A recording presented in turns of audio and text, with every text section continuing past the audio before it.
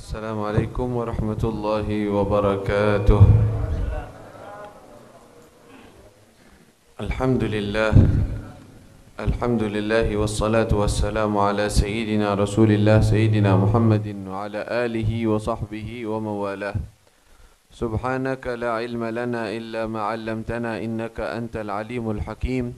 Rabbi shrah li sadri wa yassir li amri wahlul 'uqdatan min lisani yafqahu qawli. Allahumma ya Fatahu ya Alim ya Fatahu ya Alim افتح علينا فتحا قريبا يا فتاح يا عليم اللهم إنا نسألك فهم النبيين وحفظ المرسلين وإلهام ملائكة المقربين اللهم زينا بالعلم وأكرمنا بالتقوى وجملنا بالعافية برحمتك يا أرحم الراحمين. معاشر المسلمين والmuslimat rahimakumullah. Alhamdulillah kita bisa berjumpa kembali, bertatap muka dalam kajian rutin kita membahas dan menukil dari kitab Sulamut Taufiq karya daripada Al-Habib Al-Allama Al-Arif Billah Habib Abdullah bin Husain bin Tahir nafa'ana Allah bih wa bi'ulumi fid darain amin. Dan kita melanjutkan pembahasan kita yang mana pada pertemuan yang lalu kita membahas mengenai tentang istinja atau faslun fil istinja. Dan ada beberapa perkara-perkara yang kita sampaikan yang perlu kita perbaiki dalam kehidupan sehari-hari kita agar ibadah kita menjadi ibadah yang diterima oleh Allah Subhanahu wa taala. Khususnya dalam permasalahan yang kita sebutkan yaitu mengenai buang air kecil atau buang air kecil dengan berdiri atau dengan sesuatu yang dipersiapkan ya, yang untuk berdiri itu kita sudah beritahukan bahwa hal tersebut sebisa mungkin dihindari, sebisa mungkin di tempat-tempat kita, di masjid-masjid kita, di musalla-musalla kita dibuatkan tempat atau toilet yang sempurna. Arti sempurna apa? Ada pintunya, ya, ada tempat WC-nya dan tertutup. Jangan membuat WC atau tempat buang air kecil yang berdiri. Hindari. Kenapa? Karena ada beberapa risiko yang kita sudah sebutkan. Terbuka aurat bisa, dan juga yang lebih bahaya lagi yaitu tidak bisa sempurna dalam beristinja atau dalam ceboknya. Dan kita akan masuki pembahasan yang baru yaitu faslun fi ma yujibul ghusla. Fasal mengenai hal-hal yang mewajibkan mandi. Ya, kita tahu yang namanya mandi itu adalah salah satu taharah, bersuci. Wudu termasuk bersuci dan lebih bersih lagi yaitu mandi. Dan mandi itu ada yang sunnah, ada yang wajib, ada yang sunnah, ada yang mubah. Mandi itu ada yang wajib. Nah, ini akan kita bahas mengenai hal-hal yang mewajibkan mandi tersebut. Lalu ada mandi yang hukumnya sunnah, dapat pahala asal diniatkan.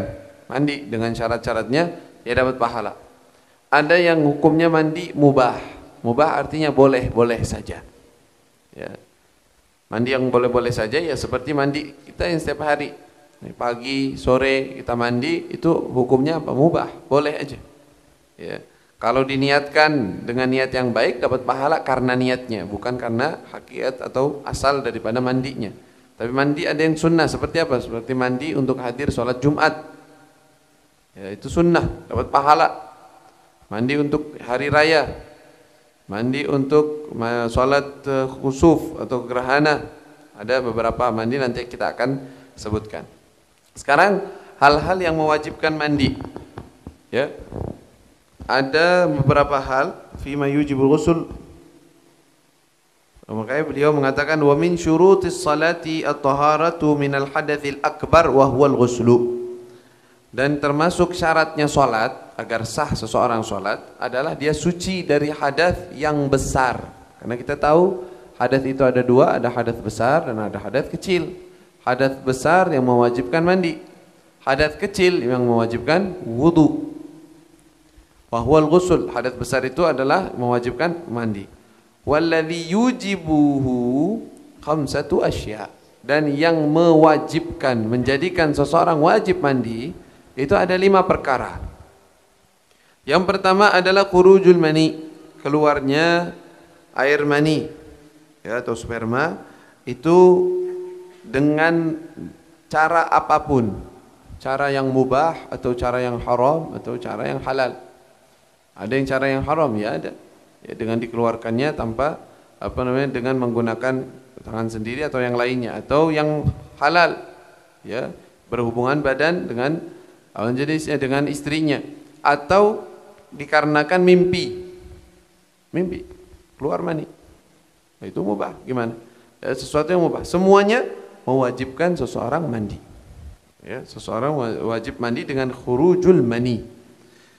Tapi perlu diperhatikan ya, yang namanya mani itu ada beberapa sesuatu cairan yang keluar dari kemaluan laki-laki maupun perempuan. Itu ada yang kalau yang udah jelas seperti air kencing itu udah tahu kita semua ciri-cirinya dan ini. Tapi ada yang jenisnya mungkin kadang-kadang saru atau mirip-mirip dengan mani, suatu cairan yang keluar, mungkin lengket, mungkin sesuatu yang bening ya, bukan kencing tetapi mungkin dikira mani. Nah, itu ada cairannya. Nah, mani itu memiliki ciri sendiri.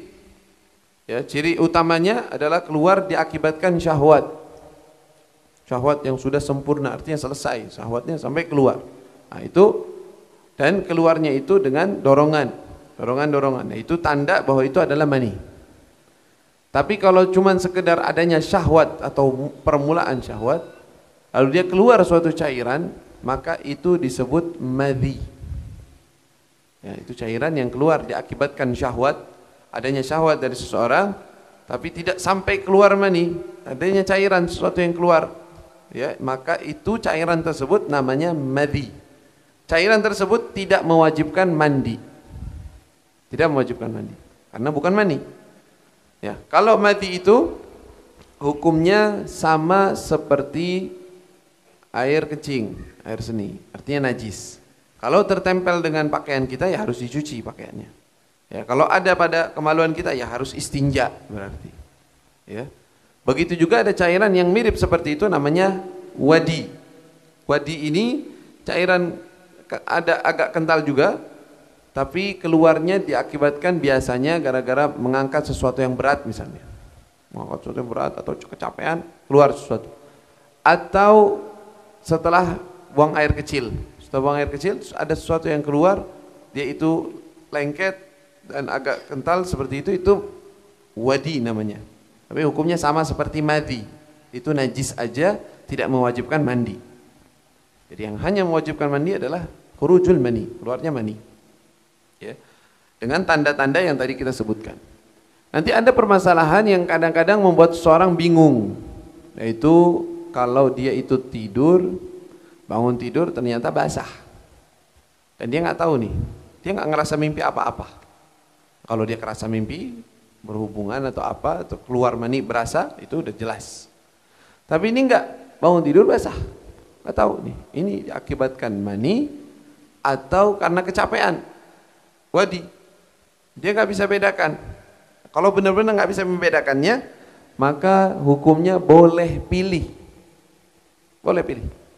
Mau pilih mani, berarti wajib mandi, dan hukumnya suci. Kalau mani itu hukumnya suci, tapi bagusnya dicuci tetap ya, bagusnya dicuci. Tapi hukumnya secara fikih, hukumnya suci maninya, tapi wajib mandi. Kalau dia pilih yang satunya, yaitu wadi atau madhi, maka tidak wajib mandi, tapi perlu diganti pakaian atau dicuci najisnya. Boleh pilih. Tapi yang paling bagus gimana? Ambil dua-duanya. Maksudnya gimana? Mandi wajib ya, dan pakaiannya dibersihkan, disucikan. Itu paling afdal. Jadi nggak bingung. Ya, dan itu bukan was-was, nggak apa-apa. Boleh milih, atau yang paling bagus ngambil yang paling hati-hati, yaitu dia mandi dan yang ininya dibersihkan. Ya, tidak dianggap suci sama dia. Itu lebih afdal. Khurujul mani itu pertama yang menyebabkan wajib mandi. Lalu yang kedua adalah al-jima'. Jima' artinya bersetubuh. Ya. Arti bersetubuh apa? ya kata Nabi SAW dalam hadisnya, idzal taqal khitanan faqad aujabal ghusl. Kalau dua tempat khitan yang disunat bertemu, maka telah wajib mandi. Ya. Lafadznya Nabi SAW sangat sopan sekali, subhanallah. Ya, Rasulullah SAW. Bisa aja Rasulullah sebutin dengan belak-belakan ya, jelas-jelas gitu, memasukkannya kemaluan tempatnya atau kemaluannya perempuan, selesai. Tapi Rasulullah SAW mengambil lafadz yang paling halus apa? Kalau bertemu dua tempat khitan, ya, bertemu, berarti wajib mandi. Ya, yang dimaksud dengan kepala daripada kemaluan zakarnya, kalau sudah, atau bahasa kita helmnya, masuk ke dalam, maka sudah wajib mandi. Dan ini perlu diperhatikan, walaupun tidak keluar mani. Bagi yang sudah berkeluarga tahu kasusnya ini. Tapi yang belum berkeluarga ya harus tahu ilmu ini, ya nggak masalah. Yang penting bukan dibayangin sesuatu yang haram. Artinya kalau dia memasukkan atau terjadinya hubungan badan, walaupun dia belum mengeluarkan mani, nggak tuntas lah bahasanya. Pokoknya ada sesuatu dia bubar, nggak jadi, nggak selesai. Gimana? Wajib mandi. Sudah wajib mandi, padahal belum apa-apa ya wajib. Kalau sudah, tapi kalau cuman muqaddimah aja, tetapi tidak memasukkan, tidak adanya masuk, maka tidak wajib mandi. Walaupun sudah keluar madhi misalnya, sudah ada syahwat, terus keluar madhi yang tadi kita sebutkan, akibatkan syahwat terus keluar, itu tidak mewajibkan mandi. Ya jelas ya. Taib al-jima' wal haid, dan juga yang mewajibkan mandi adalah haid. Maksudnya gimana haid? Haid adalah darah yang keluar dari seorang wanita yang normal, darah yang normal, keluar karena sehat. Yaitu yang dimaksud wajib mandi bagi perempuan yang haid adalah setelah berhenti haidnya, bukan ketika haid. Karena ada orang ngaji dari kitab, nggak ngaji dari guru.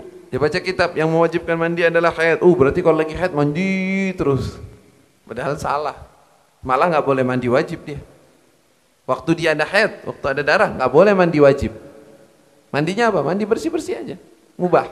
Tapi mandi wajib dengan niat raful hadas nggak boleh, dan nggak sah. Karena dia nggak bisa ngangkat hadas, masih hadasnya masih ada. Begitu. Jadi kapan dianggap haid atau nifas atau wiladah juga sama.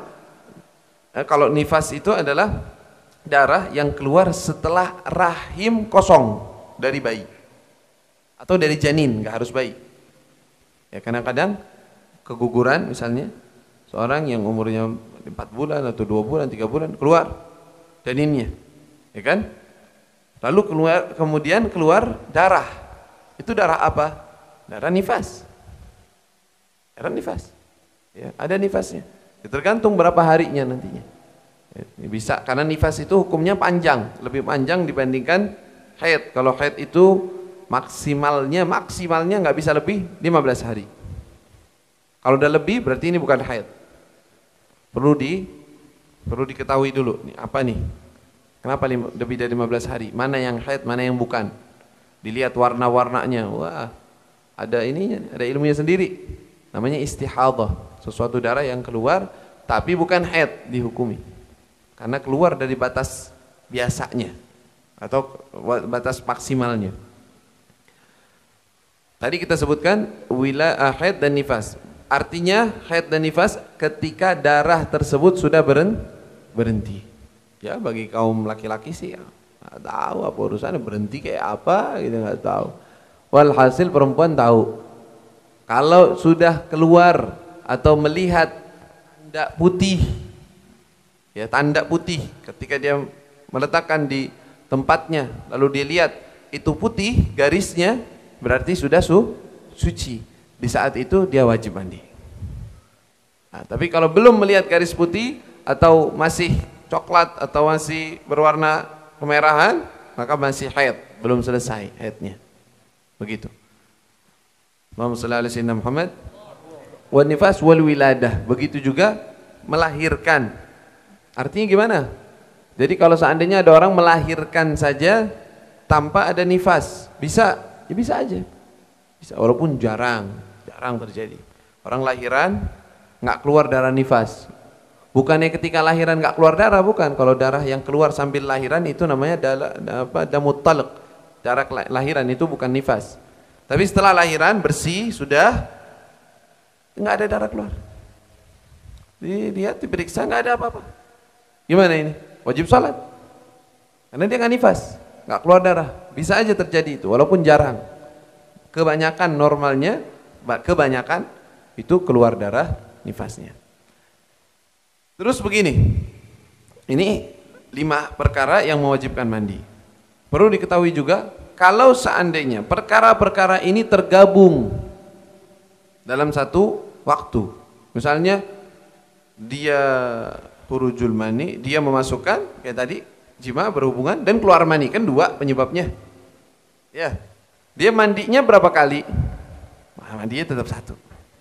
Nah, enggak 2-2 udah. Mandi nawaitu rafal hadath karena ini, terus nawaitu rafal, enggak, hadatnya kan 1. Hadat besarnya 1. Begitu juga si perempuan, kalau dia misalkan berhubungan badan, belum sempat mandi udah keluar haid. Berarti kan nggak bisa apa-apa, nggak bisa mandi sekarang. Harus mandi dulu. Ada yang nanya begitu, mandi dulu buat yang hubungan badan. Enggak wajib. Ya kalau mandi bersih-bersih nggak apa-apa, tapi mandi raf'al hadath enggak. Ada belum. Sampai dia suci. Dia suci sekarang kan yang mewajibkan dia mandi 2. Berhubungan badan dengan haidnya tadi setelah suci. Mandinya berapa kali? 1 kali. Niatnya apa? Niat mengangkat hadat besar, nanti diajarin niatnya setelah ini. Jelas di sini.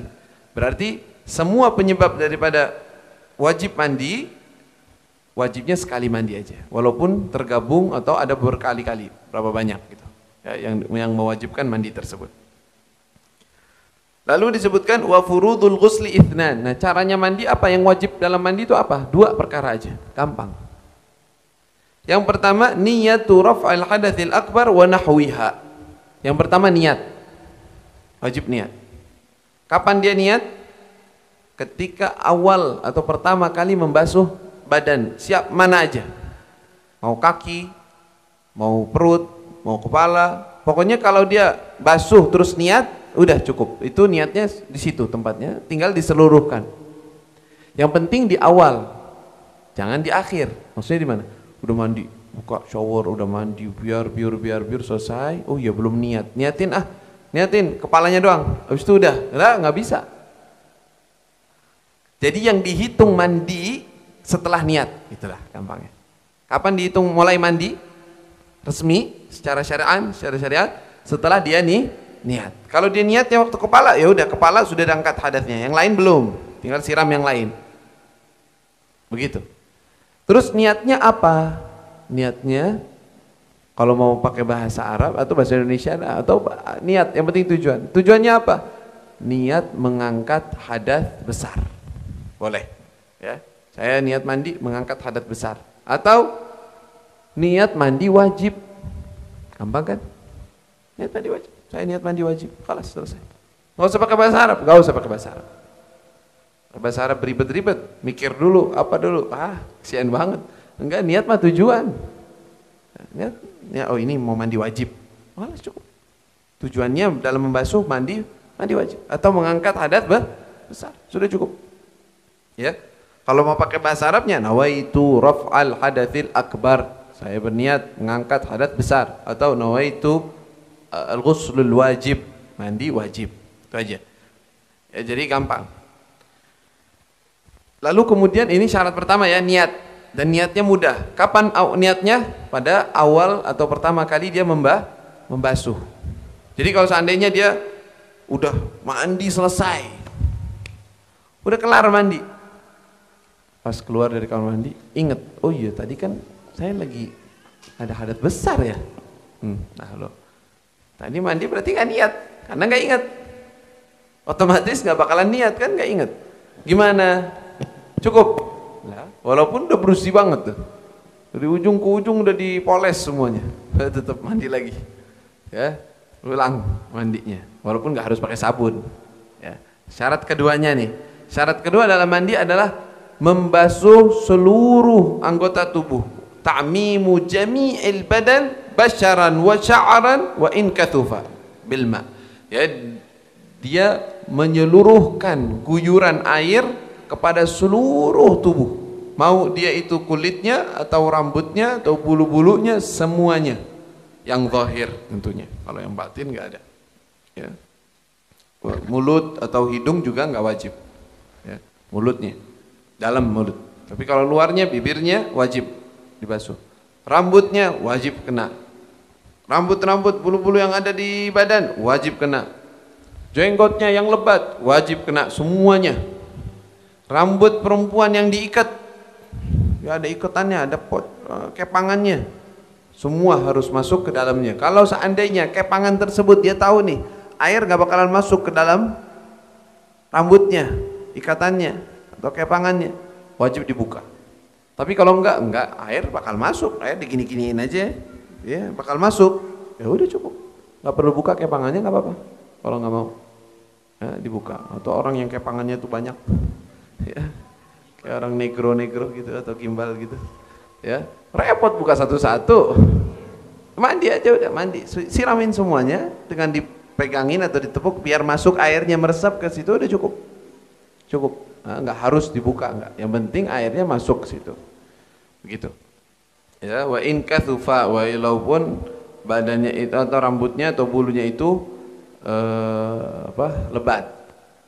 Itu yang wajib dalam niat, dalam mandi. Berarti gampang ya. Cara mandi mudah, cuma niat ya, dan menyeluruhi tubuh, anggota tubuh dengan air. Nah, sekarang pertanyaannya, kalau seandainya kita udah mandi, udah niat, udah basuh semuanya, kayaknya udah basuh semuanya, pas keluar dari kamar mandi, udah duduk, ternyata kelihatan di badan ada satu anggota tubuh yang belum kena, kakinya lah, ada cat misalnya, ya, ada tip X misalnya, atau perempuan lupa masih ada kuteknya.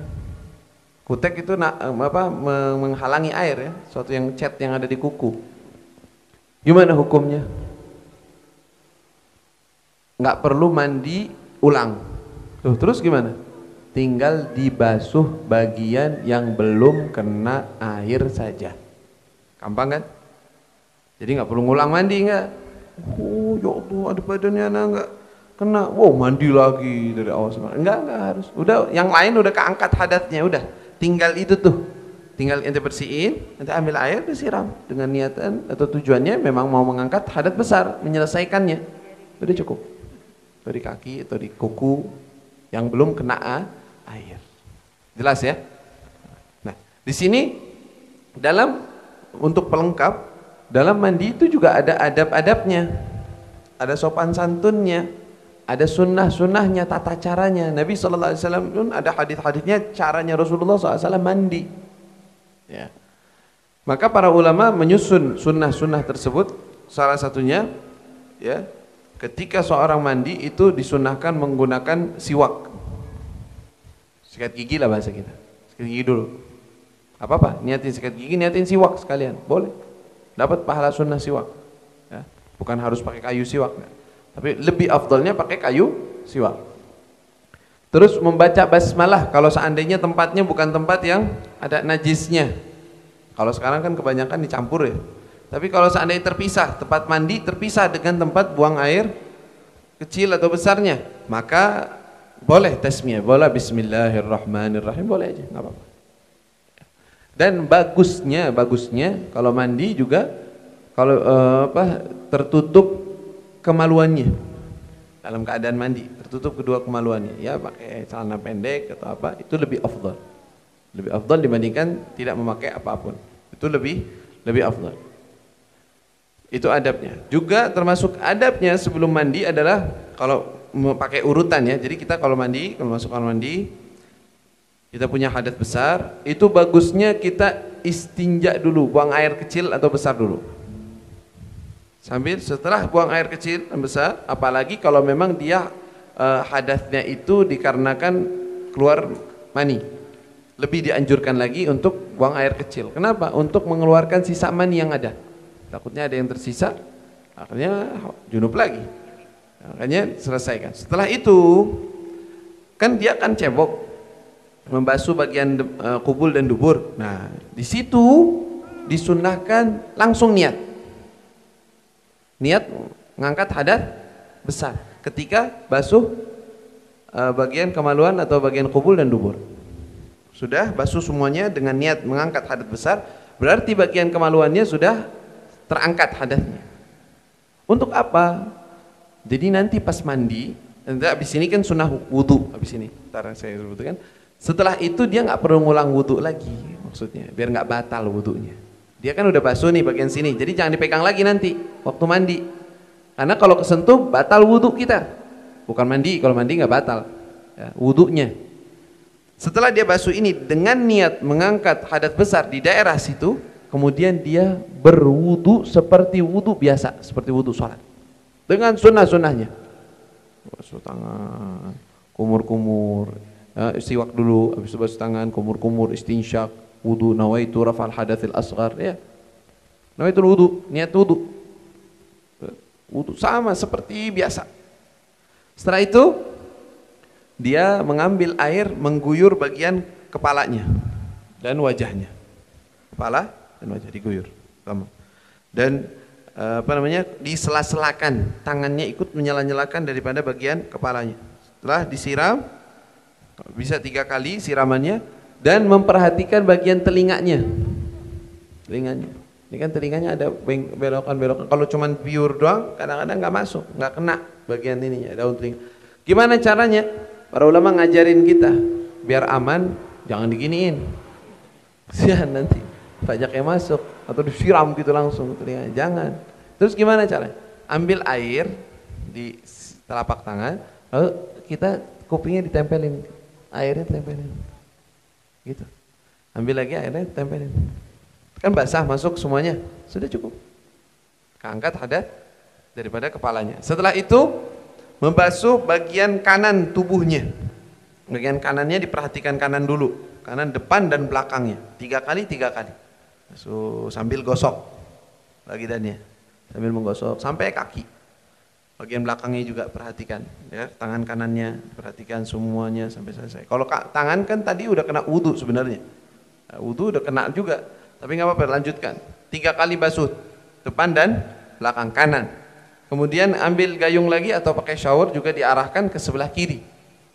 Ya, sebelah kirinya diguyur sampai kakinya bawah, depan dan belakang. Dengan itu selesai mandinya. Setelah itu mau pakai sabun, sampo, sabun. Tapi usahakan jangan memegang bagian kemaluannya. Kalau dia waktu mandi akhirnya megang lagi kemaluannya, tadi kan udah wudu, ya wudu lagi akhirnya, ulang lagi wudunya. Ya, sayang akhirnya wudu lagi. Tapi bagusnya tidak memegang. Jadi makanya waktu istinja sekalian disabun, sekalian apa, udah selesai itu baru dia selesaikan. Nah ini tata cara mandi yang diajarkan oleh Nabi Muhammad SAW. Ya, mereka juga memperhatikan Rasulullah mandi gimana. Kok bisa sih ngintipin Rasulullah mandi? Bukan, karena Rasulullah kalau mandi itu tempatnya khusus dan Rasulullah pakai tutup aurat. Ya, tempatnya bukan tempat istinja, lain. Tempat buang hajat dengan tempat mandi itu beda. Dan kadang-kadang beliau terlihat, artinya misalkan lagi perjalanan, orang-orang tahu, yang menceritakan istrinya Rasul SAW mandi, beliau pakai tutup, dan beliau mandinya begitu caranya, menyirami sebelah kanan dulu baru sebelah kiri. Jadi kita mandi aja bisa membayangkan Nabi Muhammad SAW. Ya, Rasulullah tuh mandinya begitu, wudu dulu, Rasulullah wudu dulu, itu cara yang Rasulullah ajarkan, beliau wudu dulu. Setelah wudu baru beliau siram kepala, baru siram badan, baru siram kanan dan kiri, selesai mandinya. Dan subhanallah, cara yang seperti itu membuat kita irit juga dalam menggunakan air. Ya, nggak boros. Tapi kalau yang gebiur doang, langsung biur, nggak jelas. Mana badan yang belum, mana yang akhirnya diulang lagi. Karena dia nggak jelas, nggak terarah. Tapi kalau kayak tadi terarah, wajah dulu, kepala dulu, udah selesai. Anggota tubuh sebelah kanan, depan dan belakang. Habis itu sebelah kiri, depan dan belakang, selesai. Semuanya udah kena. Tempat yang kemaluannya udah diawali dari pertama. Nah ini tata cara mandi yang dianjurkan, disunnahkan. Lalu kita akan menyebutkan beberapa mandi sunnah. Tadi mandi wajib ya. Mandi yang disunnahkan, sangat dianjurkan untuk kita sambil kita mandi itu niat. Misalkan kita mandi sholat Jumat nih, mau hadir sholat Jumat, kan pagi-pagi Salah satunya nanti kita sebutkan. Tapi perlu niat untuk mendapatkan pahala mandi sunnah, kita berniatan. Artinya saya niat mandi untuk Jumat, saya niat mandi untuk hari raya, harus niat. Kalau enggak niat ya sama aja kayak mandi biasa. Nah, mandi biasa kan ya nggak dapat pahalanya begitu. Yang pertama daripada sunnah mandi adalah, yang disunahkan mandi adalah Jumat. Dan ini yang paling afdal. Sebagian ulama pun ada yang mengatakan wajib. Ada yang mengatakan wajib. Kalau mau hadir Jumat harus mandi. Ada yang mengatakan. Tapi tamatnya kebanyakan ulama mengatakan sunnah. Ya, kapan waktunya masuk? Paling afdal waktunya sebelum berangkat. Paling afdal. Ya, sebelum mau berangkat masjid baru mandi. Itu paling bagus. Tapi kalau nggak bisa atau waktu awalnya dimulai dari kapan? Dari terbitnya matahari. Ya. Ya. Ba'da tulu'il fajr. Oh bukan, ba'da tulu'il fajr bahkan. Dari subuh. Nah ini kesempatan bagi orang yang ngantor. Susah mandi di sana. Dia mau pergi berangkat kantor, dia pasti mandi dulu. Nah niatin mandi Jumat sekalian. Mau pergi kantor pagi-pagi hari Jumat, nama itu usul Jumat, atau niat mandi Jumat. Sekalian mandi biasa, dapat pahala mandi. Oh kan anak mandinya sebelum, nggak apa-apa. Ya, kalau bagusnya yang tadi kita sebutkan, bagusnya sebelum berangkat ya mandi, karena lebih bersih tentunya, itu dijelas ya. Tapi kalau nggak bisa, maka ba'dal fajr sudah masuk waktunya bisa diniatkan, niatin dulu, ya biar dapetin pahala mandi sholat Jumat. Yang kedua mandi untuk hari raya, ya untuk hari raya Idul Adha dan Idul Fitri. Masuk waktunya kapan? Setelah tengah malam, lebih panjang sebelumnya kan mandi sholatnya nanti pada isyraq atau sekitar jam 7 jam 8, walaupun boleh aja jam 11 ya, sebelum zuhur tuh boleh. Makanya ada yang ngakal-ngakalin tuh kemarin yang ribet-ribet nggak bisa sholat lebaran, takut di sergap atau gimana, udah sholat idnya nanti jam 8 9, masih waktunya, boleh aja, ya, nggak apa-apa. Kalau mereka jaga-jaganya jam 7 jam 8, oh nggak ada orang sholat ya udah nggak ada yang jaga, habis itu boleh. Yang penting kita ya jaga kesehatan, jaga semuanya. Tapi maksudnya tetap syiar dan sunnahnya kita bisa hidupkan. Ya, waktunya karena sampai duhur, bukan waktunya harus jam 7 atau jam 8, enggak. Waktunya itu sampai duhur. Dan sunnah sebelum berangkat bagi orang yang mau berangkat atau siapapun. Pokoknya untuk hari lebaran dia sunnah untuk mandi. Begitu juga disunnahkan mandi bagi orang yang memandikan mayit atau jenazah. Subhanallah ya. Orang yang khususnya bersentuhan langsung dengan mayit itu disunnahkan mandi. Ya, setelah dia memandikan jenazah, dianya mandi.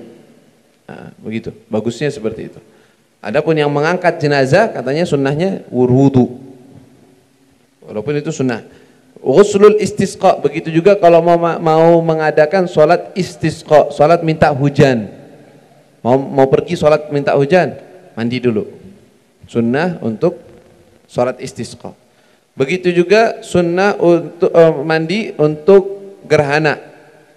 Kayak beberapa waktu yang lalu ada gerhana bulan, ada gerhana matahari. Walaupun nggak full, tapi sunnah mandi, sunnah sholat. Nah kalau kita mau hadir sholat, kita mandi dulu. Sunnah untuk gerhana. Begitu juga disunnahkan mandi bagi seorang kafir yang masuk Islam. Masuk Islam, asyhadu an la ilaha illallah, dia mandi. Ya, dia sunnah. Al-ghuslu li ifaqatil majnun. Begitu juga mandi bagi orang yang sadar atau siuman dari pingsan atau gila yang waras. Balik waras lagi. Atau pingsan dia siuman. Nah, sunnah mandi. Ya, disunahkan mandi. Begitu juga mandi karena atau setelah hijamah. Hijamah itu bekam yang keluar darah. Bekam darah yang mengeluarkan darah, itu setelahnya disunahkan mandi. Dan disunahkan juga mandi untuk setiap malam di bulan Ramadan. Untuk menghidupkan malam Ramadan disunahkan mandi. Malamnya mandi untuk ibadah, biar segar dalam ibadah. Begitu juga ada mandi-mandi yang disunahkan di waktu haji. masuk ke Mekah untuk ihram dan yang lain-lainnya. Ketika juga dianjurkan ketika akan masuk ke kota Madinah, mau masuk kota Madinah mandi dulu, menyambut atau mengagungkan daripada kota Madinah. Nah, bahkan ada ulama, sebagian daripada amalan ulama-ulama kita adalah mereka mandi untuk setiap sholat 5 waktu. Bilang boros air, mandinya tapi irit airnya, dia nggak boros ya. Tapi untuk mengagungkan sholat, bukan wudhu lagi dia mandi, niatnya untuk mengagungkan Allah SWT, bersih-bersih untuk menghadap Allah. Ada yang begitu amalannya daripada salafus saleh, ada yang seperti itu ya, walaupun itu nggak harus seperti itu dan bukan yang dianjurkan, disunahkan, nggak, tapi amalan pribadi menambah pengagungan kepada sholat gitu, yang dimaksudkan itu ya, mengagungkan dulu, menghadap Allah, mandi dulu, wudu, bersih, baru dia salat dan ibadah, begitu. Wallahu taala a'lam. Mungkin ada yang mau ditanyakan? Ya, khususnya yang bersangkut paut dengan permasalahan ini atau permasalahan yang lain juga enggak masalah insyaallah. Ya. Kalau mandi hadas besar enggak ada air. Nah, ini pertanyaan bagus nih. Kalau enggak ada air, dia hadas besar. Pakai gimana? Tayamum. Tayamum gimana? Mandi dipakai tanah? Enggak. Tayamum tetap tayamum. Tayamum itu apa? Menepuk tangan ke debu atau tempat yang ada debunya atau tanah yang ada debunya, lalu mengusap ke kepala, wajah dan kedua tangan. Udah. Jadi nggak ada air sama sekali. Dia hadas besar. Contohnya di mana nih? Misalnya ada orang lagi naik gunung. Perjalanan naik gunung ya. Jalan kaki kan berapa kilo, nggak ada air. Malam-malam mimpi basah. Gimana dong mau sholat subuh? Airnya cuma buat minum, masa dipakai buat mandi nggak cukup? Gimana hukumnya? Bisa cari air? Wah, nggak ada air, ketahuan udah. Di mana? Paling ada berapa kilo lagi ada warga. Berarti gimana? Nggak sholat? Lah sholat wajib. Terus mandinya gimana? Tayamum. Terus wudhunya jadi sekalian satu paket, wudhu sama mandi, tayamum satu kali. Nawaitul istibahah lis shalah, niat tayamum untuk boleh sholat. Habis itu sholat, Allahu Akbar, sholatnya sah, nggak ada masalah. Habis itu nanti wajib qadha lagi sholat? Enggak wajib. Kalau dalam keadaan seperti itu memang nggak ada air, nggak wajib qadha. Tapi ada beberapa gambaran lainnya wajib qadha. Itu kalau nggak ada air. Atau dalam keadaan sakit, nanti kita akan bahas bab tayamumnya. Dia sakit. Dia junub, dia sakit, artinya ada anggota tubuhnya yang nggak bisa disiram pakai air, perban atau apa, gimana dong? Atau dia sakit nggak bisa pakai air, lalu keadaan junub, merinding atau gimana? Gimana? Mau sholat? Harus sholat. Terus gimana? Tayamum, tangan dan kaki, wajah dan tangan, sholat. Nanti secara detail akan kita bahas lagi. Waalaikumsalam warahmatullahi wabarakatuh.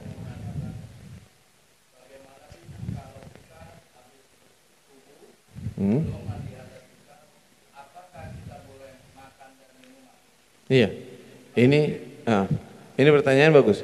Setelah bersetubuh atau dalam keadaan junub, bahasanya dalam keadaan junub, yaitu setelah bersetubuh keluar mani atau keluar mani saja, sama hukumnya. Setelah keluar mani, misalkan mimpi basah kayak tadi disebutkan, atau setelah berhubungan badan, apa hukumnya makan dan minum setelahnya? Kalau dia itu makan dan minum dalam keadaan junub seperti itu, hukumnya makruh. Hukumnya makruh, tidak dianjurkan. Kecuali yang menggugurkan makruh, cara pertama mandi, yang udah jelas, atau setidaknya berwudu.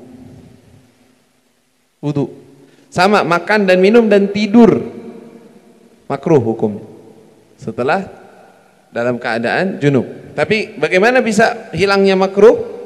Dengan mandi atau wudu ya, setelah berhubungan badan dia mau tidur, dia istinja, dia wudu ya, wudu nawaitul wudu ya, sama kayak niat wudu. Habis itu dia tidur, nggak makruh.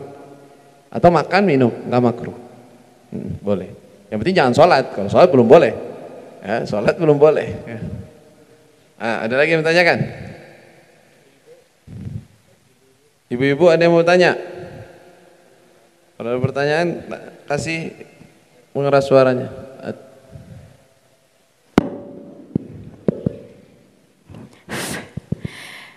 Bismillahirrahmanirrahim. Assalamualaikum warahmatullahi wabarakatuh.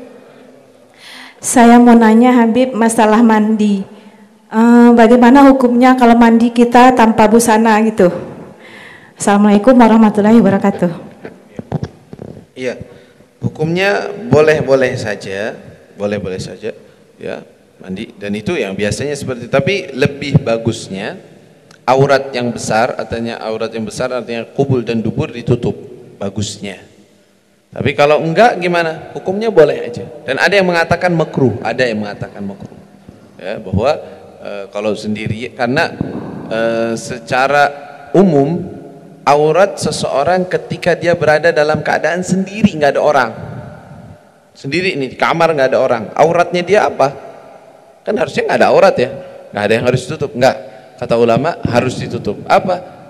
Sau'ataini, itu kubul dan dubur, wajib ditutup walaupun sendirian, tanpa ada hajat ya, wajib ditutup. Ada yang mengatakan seperti itu. Makanya kalau lagi mandi dianjurkan ditutup.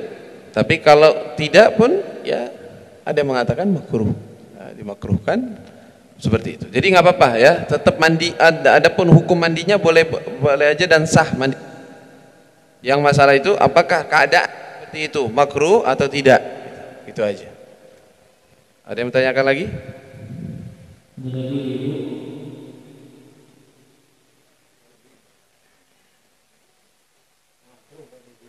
Nah, nggak ada ya.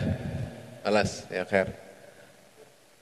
الفاتحة بالقبول أن الله يتقبل على ما فينا ويصلح شؤوننا وينور قلوبنا وأن الله سبحانه وتعالى يفتح علينا وعليكم فتوح العارفين في الدين ويجعلنا وإياكم من العلماء الصلاح شؤوننا وينور قلوبنا وأن الله سبحانه وتعالى يفرج على أمة سيدنا محمد ويرحم أمة سيدنا محمد ويجعلنا من خواص أمة سيدنا محمد ويرزقنا رؤيته في اليقظة وأن الله سبحانه وتعالى يفتح علينا وعليكم وأن الله سبحانه وتعالى يسهل أمورنا وأموركم على هذه النية وكلنا صالحة وإلى حضرة النبي محمد صلى الله عليه وسلم. سر الفاتحة. أعوذ بالله من الشيطان الرجيم. بسم الله الرحمن الرحيم. الحمد لله رب العالمين الرحمن الرحيم مالك يوم الدين إياك نعبد وإياك نستعين اهدنا الصراط غير المغضوب عليهم ولا الضالين آمين.